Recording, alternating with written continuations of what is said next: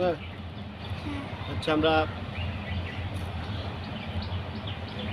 Chicken fry বানাইছি বাসায় নিজেদের হাতে, দোকানের চাইতে অনেক সুন্দর মজা হয়েছে নাকি?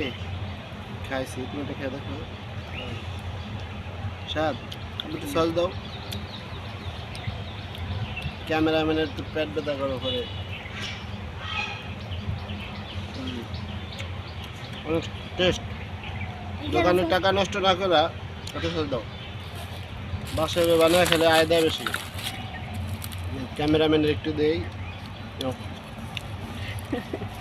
ক্যামেরাম্যান কোনো খেয়াল নেই দাদি।